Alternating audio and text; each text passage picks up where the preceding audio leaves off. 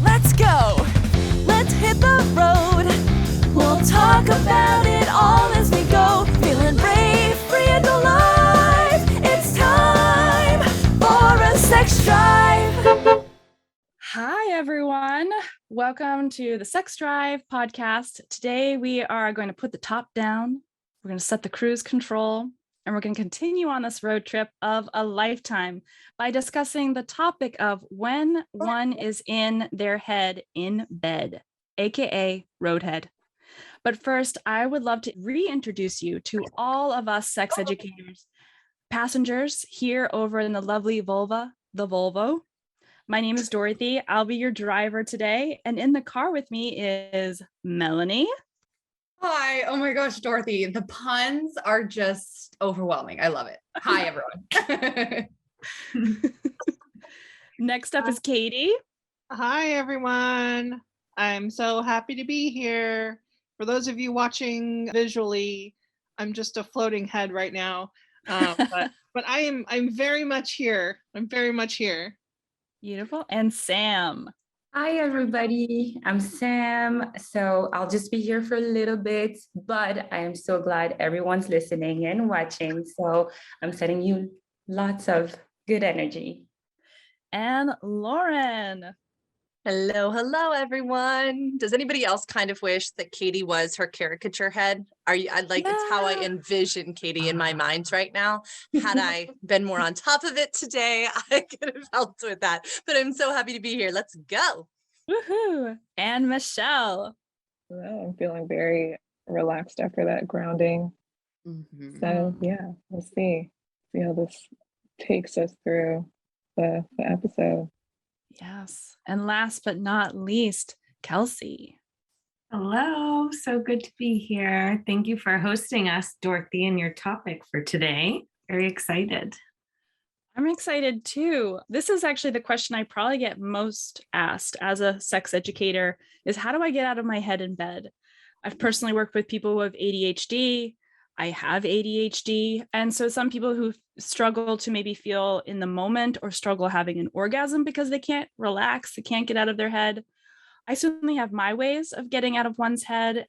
But since we are on this gorgeous ride with 6 other sexuality educators, I thought I would open this question up. And so is there anyone ready to push the gas pedal on this one? I can't.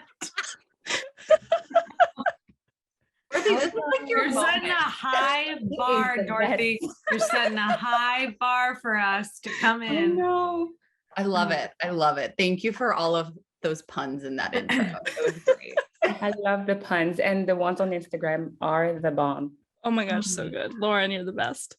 I actually have, when I heard about the topic for today, I have a quick question first. Is anyone wearing a cross on their necklace? No? So I used to literally take it off whenever I was about to do the do with my partner. Talk about getting out of my head, like in bed. So our brains are so powerful.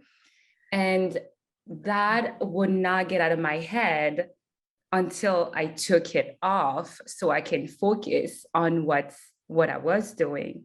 You know what I mean? But it's so hard. So do you remember Emily Nagoski when she talks about like a map that has been drawn for us from the day we were born? But she's also emphasizing living according to the truth, right? And how it is hard to let go of things you have been taught. So on page 304, can I just read you a little thing quickly? Yes. So she said, this is what can make changing your map so difficult. So your map, whatever map was been drawn for you from, I guess, the culture, which I spoke for myself. And it may be the single greatest obstacle standing between women and their own optimal sexual well-being.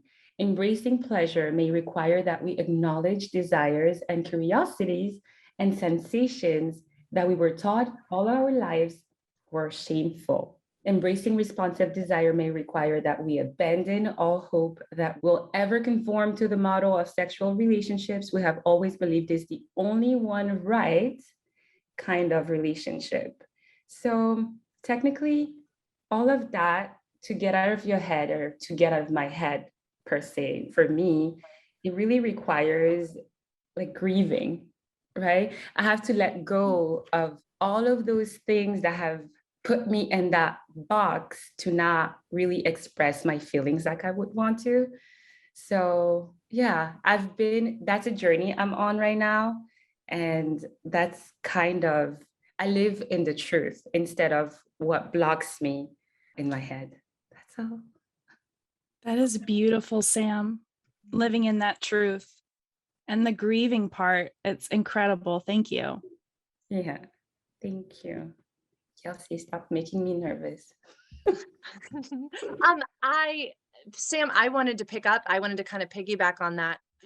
Sam mentioned like, those that have set the maps, or those that Emily talks about, like the gardens that have been cultivated almost for us. What are some of our experiences of what have cultivated those, or what have laid out those maps, right? If we're on a road trip, I think the map is the perfect analogy, right? Yeah. It is set, right? Our course has been set sometimes without our say. And I'm curious what has contributed. I can speak personally, and then I'll just toss it out to someone else.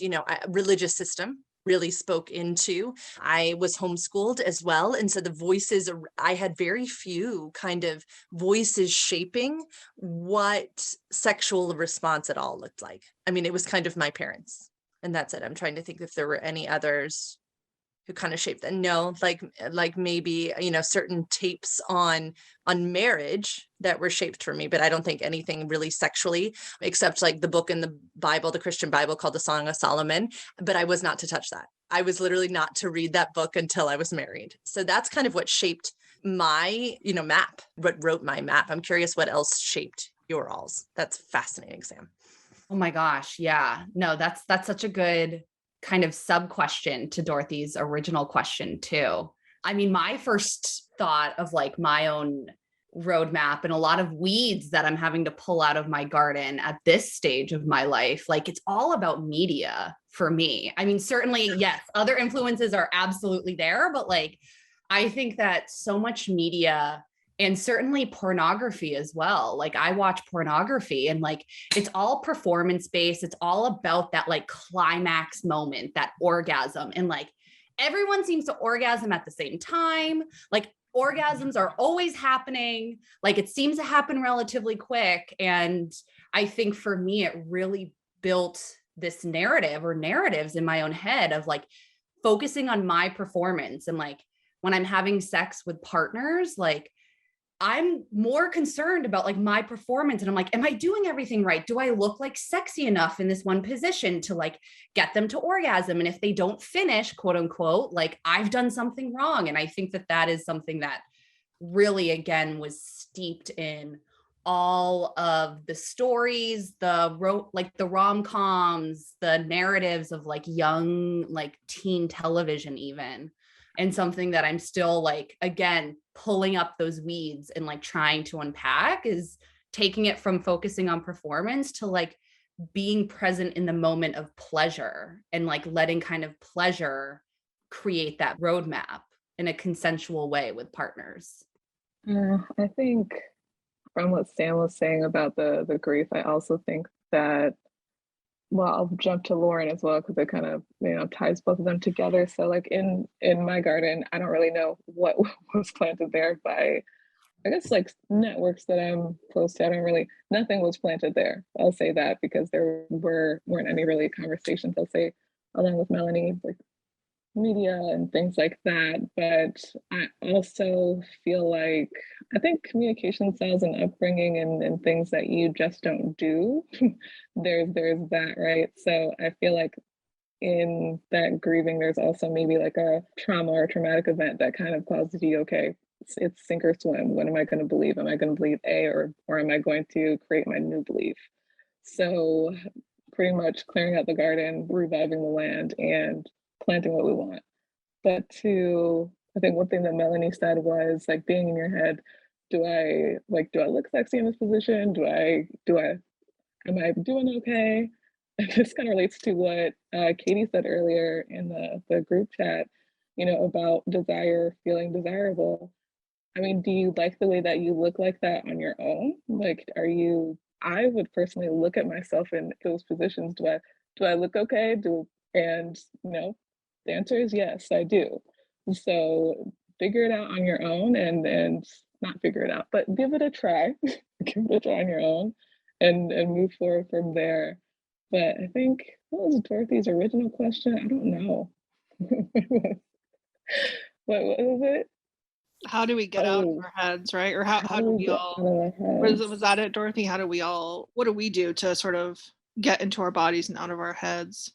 Yes, what would you suggest to someone who Mm. comes forward maybe with ADHD, maybe they can't relax during sex, can't relax into pleasure? Okay, I have something to share. So, Go ahead. oh, sorry, were you done, Michelle? No, we can circle back to me. No, go ahead, finish yours. I was just thinking, like, what I would recommend is first figuring out what the thoughts are, and like what is your mind going to first, and then addressing those thoughts. So if it's body image, what you look like, okay, well, let's address that. If it's your actual relationship, okay, let's address that. If it's what is your mind going to, or are you just getting distracted? If is there a Mhm. sound in the kitchen? Is there figuring out what it is first? So those are my thoughts. That's beautiful. Thank you, Michelle. Kelsey, you had something? Yeah, I was just thinking about, so one thing I love talking about is sort of reframing how we think about dating. And this does tie in to your original topic, but I noticed in myself when I was new to dating that like I would focus all my energy on like wondering how that other person was feeling about it, about me, about the situation. And I would dissociate from myself even being there. And I remember like when I was younger, like having this feeling of leaving a date and being like a wrung out washcloth because I felt like I'd given so much of myself to the person in front of me, but I had like not even been there. Mm. And to me, it has taken a lot of work for that to not well, it has sometimes come into the bedroom and I had to work on changing that. And it's an probably ever present thing that I'll probably work with in my life is like someone who does care so much about the people in front of me, that and being, raised like kind of a people pleaser, I have to unlearn that. And it's been a lot of work to then take that into the bedroom and really focus on, well, I guess back to the dating piece is like what I've started working on myself and what I've started teaching clients is when you're on a date, when you're with someone romantically and sitting in front of them, yes, be having that conversation, be present with them, but notice like what's happening in your body. Like yesterday, for example, I went on a date and I noticed like I could feel that both of us were trying to settle. Like we just met and we were just like, I could feel that like the energy of like both of us were just kind of trying to settle into that moment. And I was kind of like looking into his eyes and he was like looking into my eyes. And I was like, I have to settle my nervous system first. That's priority. So I can feel settled because, and then also people respond to how, we are in front of them. And not that it's our responsibility to settle someone else, but like that was first and foremost, I was like, okay, I need to settle in getting to know how I feel in front of this person. Cause that's the other thing about it is like, you're also feeling into like, how am I feeling with this person in this moment? So then taking it into the bedroom, into sex, like I would say the same thing is notice how is my body doing right now? And how is my body in relationship to this other person if it's with a partner, and really coming back to self, because I think then it gives you this freedom to express yourself of like, wow, this feels really good, or asking more maybe for what you are wanting. And it gives also like just this freedom within the space and the microcosm of the two of these partners together. Does that make sense? Makes a lot of sense. Okay. That was just what kind of came to mind. But I think the dating piece and yeah, I think it relates, but yeah. Absolutely. I love Kelsey, that. hearing you talk reminded me of when you said, settling yourself, settling your own nervous system. It reminded me of just how important it has been for me to one of the ways of being able to settle myself, especially during sex, right? And just be in my body, is really taking the time to go very, very, very slow. And I think that like I'm someone who gets like my nervous system is just like always on 10. Like I feel like I buzz at a higher frequency than others. And so as a result, I can be pretty sensitive to all stimulation and get hyper like stimulated very easily. And so I think that's one of the things that can pull me out of my body and out of my experience is just too many things going on at once. And it doesn't even have to be necessarily physical sensation, right? But if there's the physical sensations coupled with all the mental stuff that's going on in my head versus like my environmental stimulus, they all kind of need to be settled as much as possible for me to really remain in my body, so to speak. And one of the things that helps with that is an exercise that me and my partner have done on I think it's called giver receiver or something to that effect, where gosh, it has been so powerful as a way to access my own pleasure without feeling like it needs to go somewhere that maybe I don't want it to go, right? Just to experience the pleasure of touch and being touched and having those clear boundaries on this person is doing the touching and giving the pleasure, and this person is feeling the touch and receiving the pleasure, and having that very clear boundary up front can be so erotic, because then as for both the giver and the receiver, but especially for the receiver, you're really just then allowed to receive and to just feel without being in your head about I should be responding in a certain way. I should be doing this now because they've done this. Then the script means that I then do this, and then we're going to go here. And then all of a sudden we're off on this track that it's very easy to get swept up in and not really be present for what's actually happening.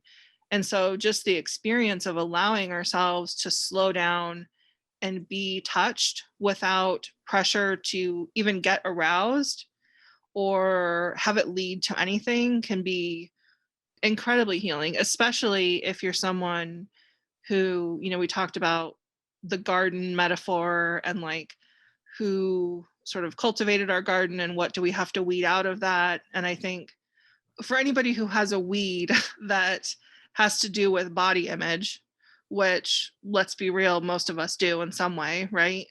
I think that for me specifically, just allowing myself to be touched and be desired and feel that for myself is a really powerful tool to just remain in my body and feel it. Yeah. This so makes me think of Betty Martin's 3-minute game, except a simpler way. And I do Betty Martin's 3-minute game with all of my clients, which is just 2 simple questions. May I touch you this way, right? To a partner. Right. And then they can say, yes, you may, or the negotiation is really like the magic part too, right? Like, well, yeah, I'd love to massage your shoulders. Can we do it laying down? Because I'm really exhausted, right? It still establishes that autonomy for the other person. So the may I, and that pleasure, just like you said, Katie, is for the toucher to explore too, right? Like that taking can be such a powerful way to get out of our heads too. Because sometimes when we're just the receiver, we can be like, whoa, and now my brain's thinking about, did I turn off the oven, and my 11-year-old might come in and yada, yada. So sometimes being in the taking, being behind the steering wheel, taking the wheel in my own hands, can actually be a way to focus my mind as well. Like, no, focus on this, right? What does my partner's back feel like? And maybe I'm pretending that I've never massaged this back before, right? So the taking, so may I touch you for like that? And then the other one is, can you touch me like this for 3 minutes, right? Which is then, like Katie was saying, sitting back and being like, oh, wow, This is just for 3 minutes and it's all about my pleasure. And it's the boundary. Kitty, I loved what you said. It's that time sensitive boundary too. That's like, this isn't going to go anywhere that I have not consented it for it to go. Right. And that can be so calming for the nervous system, and just love it. Oh my gosh. Lauren, I was thinking of Dr. Betty Martin as well when Katie was speaking. And also Katie, you've totally just like ignited this new like thought path in my brain right now. I was like, I loved what you were saying about slowing things down and thinking about, Dorothy, back to your original question, like what tips do we have? I think slowing things down is such a beautiful path to explore. And I also think that like taking breaks is a really beautiful path to explore. Yes, hitting the brakes. Oh my gosh, Lauren. Mwah. Everyone, like everything comes back to road trips and I love it. Yeah, no, but like I think that there is often this like narrative or expectation that like slowing things down, like you're going to ruin the moment. But I actually think that like if you're slowing things down, or even if like you're in the middle of some really like deep physical intimacy and you find, oh my God, how did you get that little emoji? Lauren, you are bringing me on my own, like left and right. I can't even pay attention as I'm trying to talk about not being able to pay attention. But yes, that's like an amazing little emoji. But anyways, what I was trying to say, I do think, oh my gosh, I can't even remember what I was trying to say. But anyways, I'm going to probably restart. I apologize, y'all. But like, I do think that there is some like massive, incredible intimacy that can be built in those moments where when you are in like physical, intimate moments, when you are kind of experiencing that and you feel like your head kind of taking you elsewhere, you're getting kind of pulled away from the moment, just like naming it, explaining it to your partner, and just like maybe kind of like putting it down and finding something else to do and then returning to it, whether it's like fully like getting out of it and like going to play like a board game or like do a puzzle or like wander around and do something completely different. Or if it's just like taking a couple of moments to like breathe together, like have you recenter and like find where you wanted to be and where you want to go again. And then kind of picking up that physical intimacy again. And that also kind of brings me to another suggestion I have for folks is just like meditation. I mean, I think that when I really started to explore yoga like within the last couple of years. And I think it was actually like a survival response to the COVID-19 pandemic because I was so oversaturated all the time. And this has been such like a collectively traumatic experience for all of us in so many similar ways, but in so many different ways that I was like, I need sanctuary. Like I need embodiment. And for me, yoga was that answer. And from yoga, I also discovered meditation, even if it's like 3 minutes, 10 minutes, half an hour, just like sitting there and listening to a guided meditation has been a great strategy for me to like find my body and check in with my body. And I mean, there are so many wonderful like sensual body mappers and body workers out there. I'm sure that there is some sort of like guided sensual meditation that you can do on your own or with partners. I feel like that could be incredible ways to kind of explore and find strategies that work for you in terms of getting, when you feel like you're getting out of your head, how do you kind of find your way back into the moment, back into your body during sex with yourself or with someone else? Melanie, I love all of that. There's a few things that came up for me, not only what you were mentioning, but also what Lauren mentioned in the chat that we have going on over here. Oh my gosh, what's going on in the chat? The yellow light, it makes me, so a few things I'll address. One, I think we can come up with a game that's the sex drive podcast game of yellow light, red light, green light. And that could be a fun thing, right? That you can play in the bedroom, bring the sex drive home. And then what also comes up, so inside the Nantucket Love School, that's our sequence of events for pleasure practice is meditation. Actually, it's prayer, meditation, breath work. And then you get into like the different massage techniques and pleasure techniques. And And so it really helps, because if we sit and we go, oh, I'm in my head, you're allowed to be in your head, right? Then come back to your breath, then come back to your body, just noticing the body, and become a mindfulness, right? Mindfulness is a beautiful practice to support with getting out of our heads, but then also noticing what's coming up. Another practice that we use inside the Nantucket Love School is the pleasure scale. So just noticing where you're at on your pleasure scale. Am I uncomfortable right now, or am I feeling amazing? Is there more I can do? And that allows you to go, it gives you the permission to say, oh, I need this right now. So for instance, if you're like, oh, I'm really cold while I'm on top, well, maybe I need, what make this more pleasurable? A blanket over me. So I'm going to wrap myself in a blanket instead of maybe just powering through something because you think your partner likes it, or whatever the case may be. It's like, no, coming back to your own pleasure. What can you do to bring more pleasure in? So, yeah. Michelle, I think you had your hand up. Did you have something as well? I don't remember. I don't remember it. Sorry. Dorothy, That's okay. I love that pleasure scale idea. Yeah.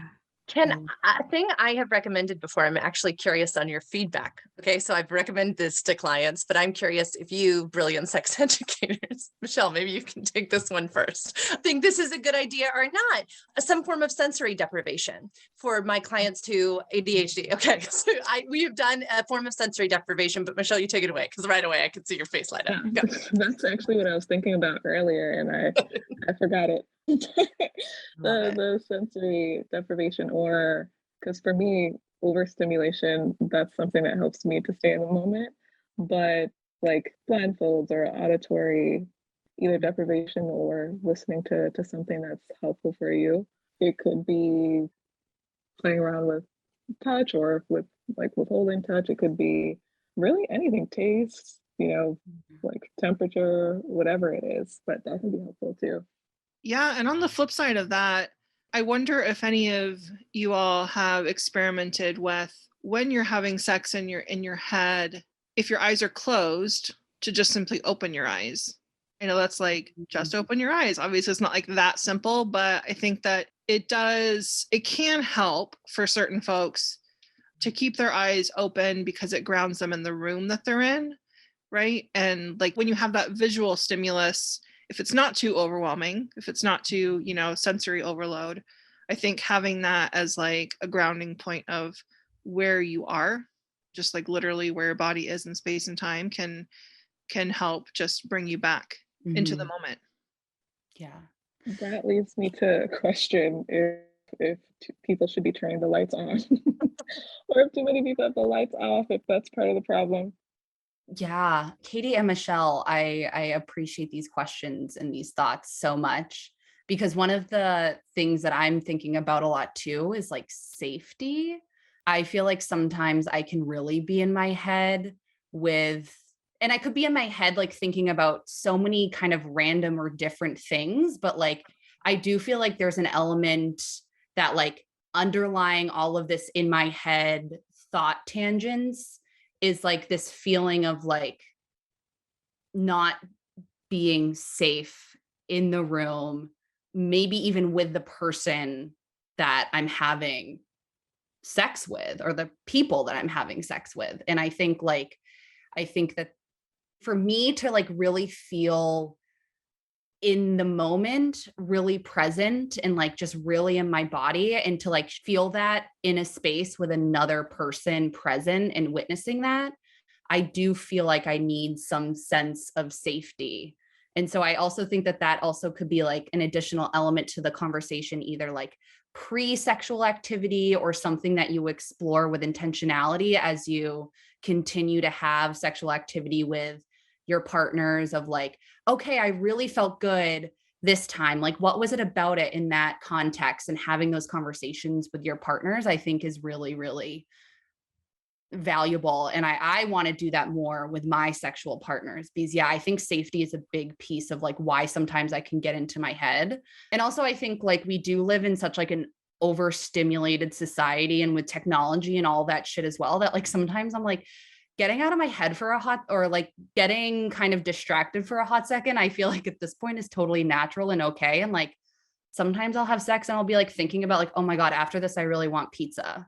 Like, I'm like, oh my God, like I really want pizza. Like I want sausage on it. I want pepperoni. And I'm like, oh wait, like, let me get back into the moment. And so like, I also want to like encourage people that like, if this is happening, like, I don't want you to feel like any sort of judgment or shame about it. And like, sometimes it can be like a fun or playful, like, I do kind of need to tune out for a second and then get back into it. Totally. If we're using the pleasure scale, the real key to bring more pleasure into that situation could be to go get pizza and then continue. Say, like, eating a slice of pizza and having sex at the same time actually kind of sounds dreamy.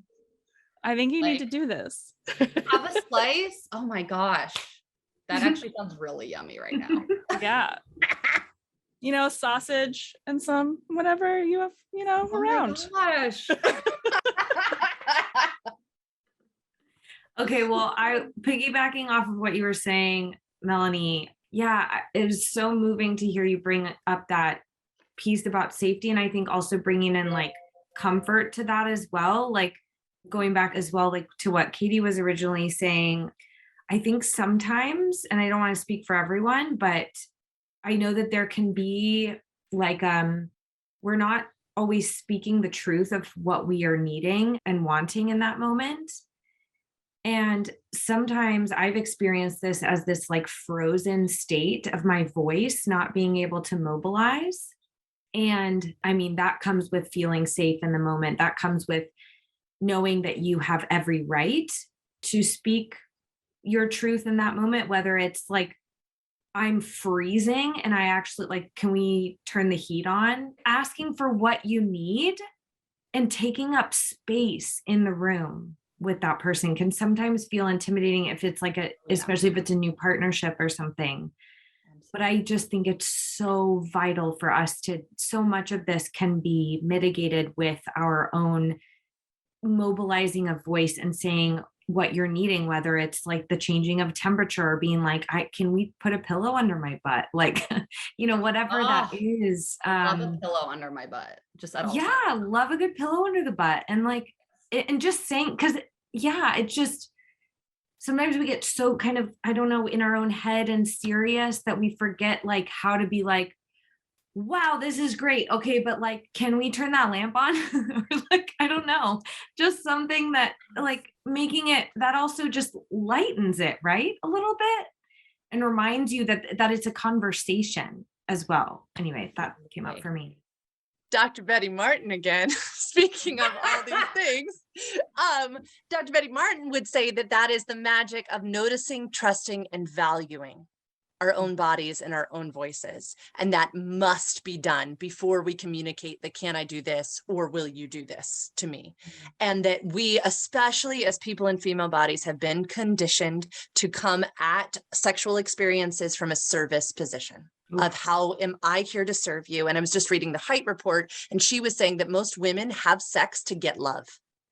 And I was like, oh my gosh, right? And that lots of men give love to have sex. They're like, what I really want is the sex. I'll pretend to love you. And but women in general, this was like how many did Sharon Height like survey, right? Like thousands. But to notice, trust, and value what we're wanting can be the hardest work. And that's kind of what everybody was saying. Like, what is that before discussion? What does that look like? And that our voices are valuable. They're so valuable. And most of the time, once a partner knows, especially if it's a partner you want to keep around or partners you want to keep around for other subsequent sexy times, they're going to be like, thanks for telling me. Sure, we can flip on that lamp. And that's what's so surprising, is that giving someone the pleasure that they want is equally as rewarding. That's super cool. But yeah, Michelle, take it away. I feel like I'm the worst because I'm like, it's cold in here. I need another pillow. I need this. I need that. I feel like I'm the not in the bad way, but that's amazing, Michelle. But thinking about how just consent and feeling safe and all those things. I think that's why having those conversations in the beginning and throughout is so important, because it kind of takes away that guessing game of, okay, what's going to happen? Because if you're in a situation, you kind of it's kind of like a wild card. You're thinking about, okay, what is this person going to do next?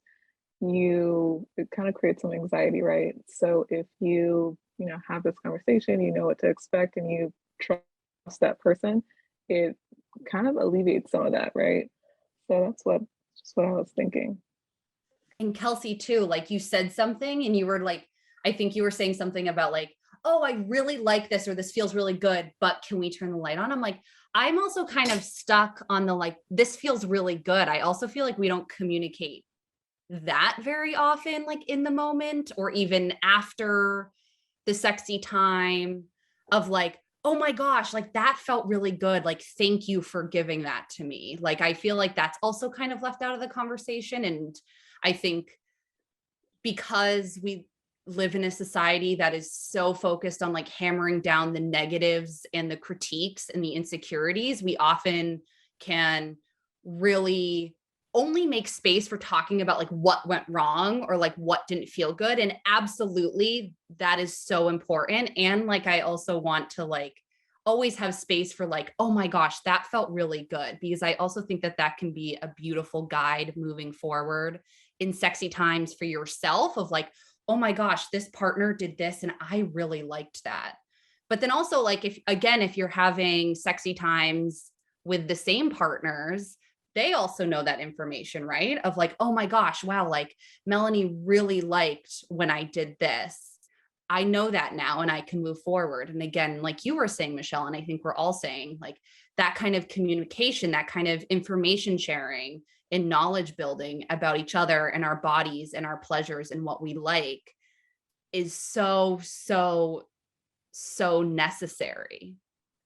And why does it sort of feel like a radical act when you are suddenly like, what if you were really in your head, or like maybe before things started heating up and you're like, I've had this moment where it's like, I actually just like really want to keep making out with you for a while. Like, that's all I want to do tonight. Like, why does that feel like a radical act? But it just is so important. Like, say that aloud of like, I don't know. I guess that's sort of what I wanted to say with that, is just also you don't, Katie, I think you said this, like throwing away the script of, well, we're on this number of date. And so therefore, and they're spending the night. So we probably will or should or whatever have sex tonight. But what if you're not there? And what if you're like sleeping in the same bed and you're like, I actually just want to cuddle naked with you. And like, you have every right in the world to ask for these things. Absolutely. And anyone who makes you feel like, how could you ask for that and not provide more, or like whatever, is goodbye. It's to go home. Mm-hmm. What I usually say to partners when I'm in that mood, I'm like, let's pretend we're teenagers. Like, let's make out like a couple of teenagers. Oh, I love it. Like, let's snuggle like I'm still a virgin and you don't have access to this. Right. I absolutely do this too, Dorothy. 100%. It is a go-to. My partner knows it. It is often encouraged when watching like a TV show too, like just sneaking those touches in, right? Like, you don't get access to this. And that's like a cornerstone of eroticism, right? Like violating a prohibition, which is an incredibly, for so many people in female bodied, penis and vagina intercourse is not actually like rainbow and sunshines and like fireworks. So much of the good stuff is all of the other parts being touched. And like the intimacy, right? Like sexually satisfying experiences don't have to be what Melanie said in the very beginning, like some porn, everybody's orgasming at the same time type of adventure. It's like a choose your own adventure. It can be. Right. And it all is sex as well. Like it all is part of this sexual experience. So we can also normalize that. It was like, okay, if we just want to make out or cuddle, like that's also part of the sexual journey. Yeah. Mm-hmm. Now, I've called this before in the work that I've done with people sexual snacking, where it's like, not all sex has to be like 4-course meal sex. And that kind of sex can be incredible, right? And there's a time and place for that, but also like sometimes you just want dessert, and sometimes you just want an appetizer, and sometimes you want an appetizer and a dessert. Like it doesn't have to be this big production every time. And to normalize, I think Kelsey, you said just like making out, or finding those activities, whatever they are.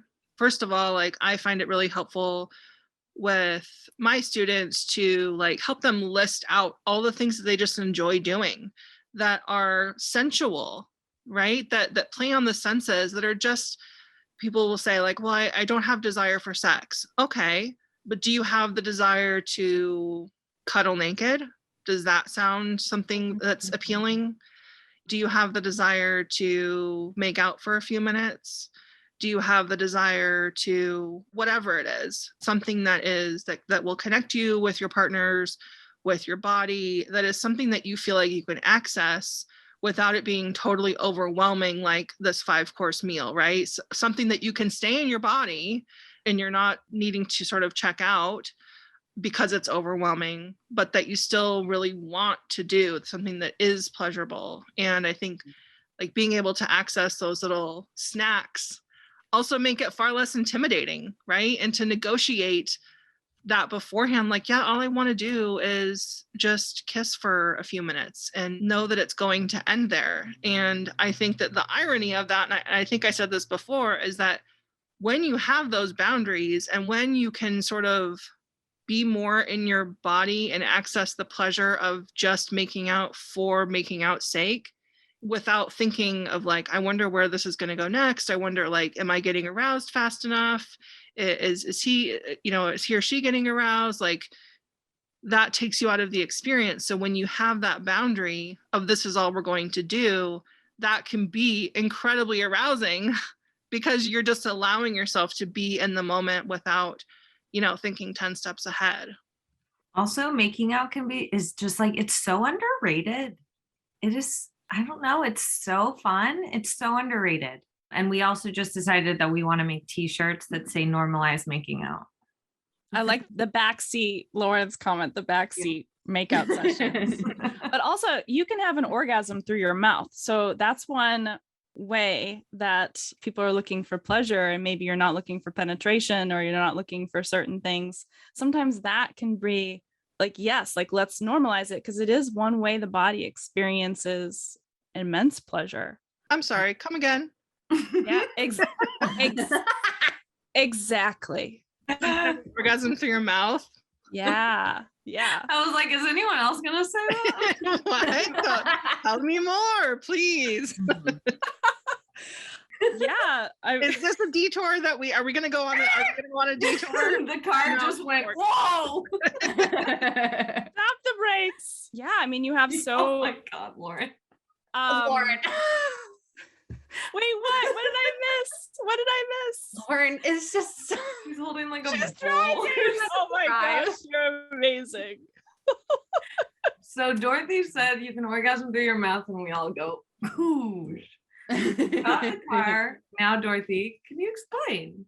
Yeah, quickly, because I know we're tight on time. So maybe this is all the different. We can do an episode of all the different types of orgasms. A woman, there's like 30 plus. Actually, there's like an infinite amount of ways you can orgasm. So for the female body, but right, it's like 2 ways is typically what people talk about. But yes, you can experience pleasure through the mouth. So whether that is through you're going down on someone, and you can have an orgasm through going down on someone, it could, because it stimulates so much, and there's that connection to the brain as well. So you can train yourself to have orgasms in different ways as well.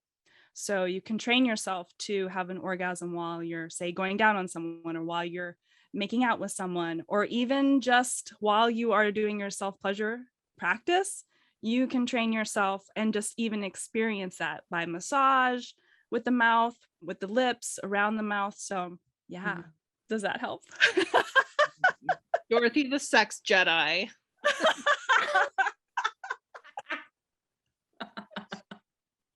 Follow me and we'll be a world of your imagination. Is that what you sing at like the beginning of all your sessions with clients, Dorothy? No, I'm like, let's connect to Jesus. Jesus. Oh my gosh. Jesus, take the wheel. Jesus, will show us the way. Oh my gosh. That's an episode coming up, right? Bye, everyone. I am Lauren, and you can find me at Sex Ed for You, either on Instagram at sex_ed_for_you, or on Facebook, or you can email me at lauren@sexedforyou.com. And I am looking forward to more time outside this weekend. I love the sunshine. Yes. Oh, love that. Thank Was you, that good? Lauren. Good. I love you Bye, all. Lauren. Bye, Lauren. Get better soon, Katie. Take good care of that amazing body of yours. Yeah. Oh. So, but yes, I want to there's been about, oh, yes. Yeah, Melanie, sorry. what I had my hand raised like a couple of minutes ago and we went on like so many beautiful detours that I needed to make space for all the detours and I wanted to join you all on them. But yeah, I just wanted to uplift Kelsey, what you were saying, and also Katie, what you were saying. Oh my gosh, Katie, I love following you on Instagram. I know that you have like a love-hate relationship with social media, as we all do, because Instagram is shit sometimes. But like, I have really seen your posts and like really seen your posts about sexual snacking. And I think that that's so, I mean, first of all, I just think sexual snacking is so fun just in its name. And I think that that kind of strategy or idea is so important. And it reminds me of another educator in our kind of icy community, Che Luna, and they do, I mean, some of the most incredible kink affirming, gender expansive pleasure education on Instagram that I have seen. And it's just so mesmerizing. But they are the one that introduced me to this idea of like the sex escalator. And Kelsey, I feel like this ties back to what you were saying about like, why can't something that feels really good and pleasurable can't it just be that? Like, I love making out. Why can't we just make out? And the idea of the sex escalator being like, it always has to kind of lead to sex. And then of course, like there's so many scripts and narratives around what sex should be that are so rooted in cis heteronormativity, but like that kind of escalator. And Che, from what I can glean from, again, their incredible Instagram, they're really encouraging people to step off that escalator and just focus on pleasure. And I think your sexual snacking, Katie, I think is a great way to open that door into pleasure and get the fuck off that harmful, sometimes really toxic sex escalator. Sex escalator is a tongue fucking twister. It is. Sex escalator. Yeah. It's the C and the X. But yes, that's all I wanted to add. I apologize to kind of cut off any detour that we were going down on, but I loved what you were saying, Kelsey, and I loved what you were saying, Katie. Thanks. Well, I thought we would wrap up I've written down some of the notes, some of the points that people have made. So these tidbits that will help, hopefully, those that are listening in, tuning in, watching. So I'm just going to run through them. Recommendations are to notice, like Michelle mentioned, to notice thoughts, addressing those thoughts as you're getting distracted, or if you're distracted. Kelsey mentioned about noticing what's happening in your own body, settling into your own body first, and perhaps even asking the question, how is my body doing right now? Katie mentioned about taking time to go very slowly, practice the exercise giver and receiver. Lauren mentioned Dr. Betty Martin's 3-minute game. The 2 questions, may I touch you like this? Would you touch me like this? Melanie mentioned slowing things down, the path to explore and taking breaks. And she also mentioned meditation is very helpful. And Michelle coming back to, and Lauren, sensory deprivation can be beneficial. Katie mentioned about opening the eyes, helping to ground them in the room you're in, where your body is in time and space. Melanie mentioned safety. Safety can be a big one, so having that intention of safety. Kelsey mentioned asking for what you need, taking up space with the person you're with in the room. Lauren brought in Dr. Betty Martin again for the notice, trust, and value. And Michelle mentioning about having that conversations before, during, and after sexual experiences. I mentioned the pleasure scale, prayer, meditation, breath work. And Katie mentioned that beautiful sexual snacking, allowing yourself to be in the moment. So I'm so grateful for all of you. I appreciate you taking the time to share all this vital information, all this wisdom, and holding that space for everyone else to share and open up as well, and being vulnerable when maybe perhaps allowing those detours. So I'd love to wrap up by, we can say our names again, something you're looking forward to, and where people can find you if you want to be found. So we'll start with you, Melanie. Yeah. Ooh, what am I looking forward to? I am looking forward to a lot of things. Summer is my favorite season. I love warm weather. I love going to the beach during warm weather. I love the ocean. So that's like a very big looking forward to, just like this season is upon us and I'm ready to thrive in it. I am excited about the outdoors. I am excited about ice cream. I am also now like hungry from all of this conversation around sexual snacking and my thought of like having pizza during sex. So I might have pizza tonight. I don't know if I'll have the sex part, but I'm excited to eat. Yeah, that's all that I'm looking forward to. I do not have a sex ed Instagram or social media, but if people want to follow me and see what's going on in my personal life, you are welcome to it. That is at Melanie Kayla 13 on Instagram. Come join the party and say hello. I always love meeting people and making friends. So that's where you can find me. Beautiful. And I'll pass it to Kelsey. Thank you, Melanie. Let's see. I am looking forward to, well, first of all, Dorothy, thank you so much for this discussion, for leading this discussion. It was so rich and you led it beautifully and it was such a great topic. So thank you. And thank you everyone for sharing your ideas, insights, thoughts.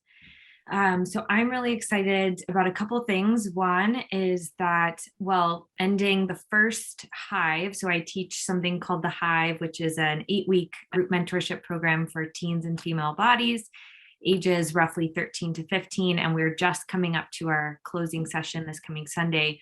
So there will be another session starting in July. So that's going to be opening for registration.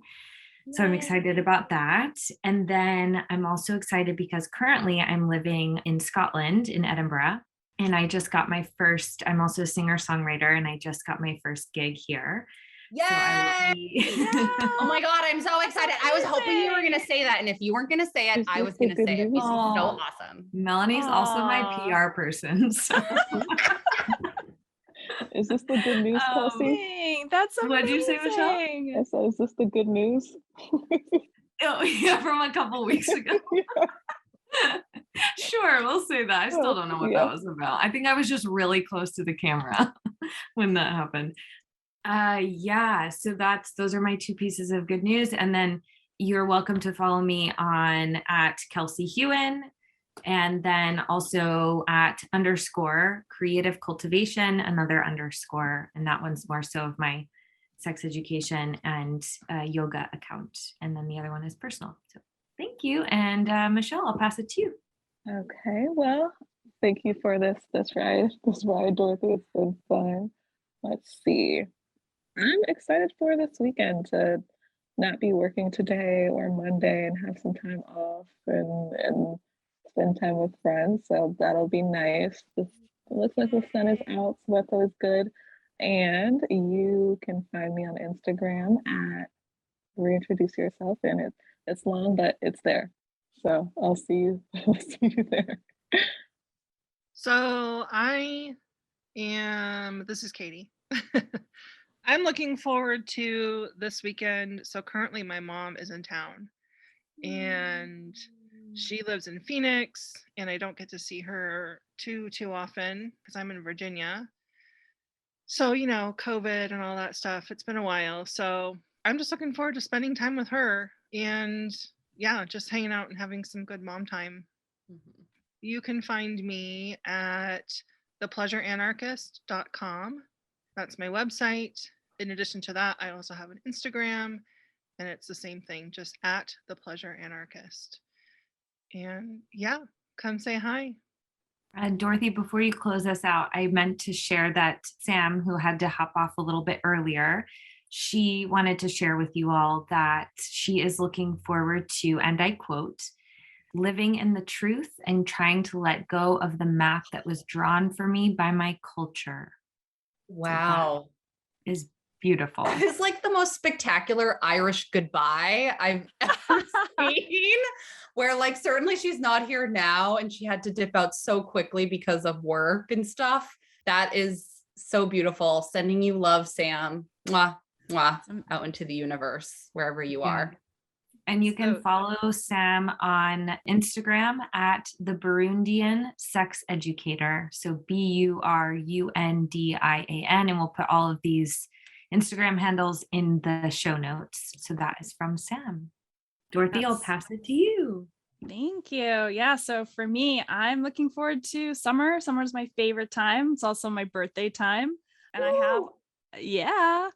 I'm really looking forward to the second circle of the Sacred Sexual Woman. So that is very exciting. Yeah. And people can find me over on Instagram, over on the World Wide Web as well, DorothyDstover.com or nantucketloveschool.com. And yes, so I just want to thank you all for being here, sharing space, holding space, making space, taking space, all the spaces. And and for those tuning in, so follow the Sex Drive podcast over on social media, on Instagram, which is S as in Sam, the number 3, the letter X, the letter D as in David, R as in Robert, the number 1, V as in Victor, E as in Elephant, P as in Paul, O as in Oliver, D as in David. And if you have any questions or topics you want to hear us discuss, fill out the form. We'll leave it in the show description. And yes, or email us at sexdrivepodcast@gmail.com. Just a reminder too, the opinions expressed in this podcast belong to the educators themselves. We love research and we invite you to do your own. Sexuality is not a one-size-fits-all subject. We encourage you to use your own personal wisdom before engaging in any new activities or behaviors. So a collective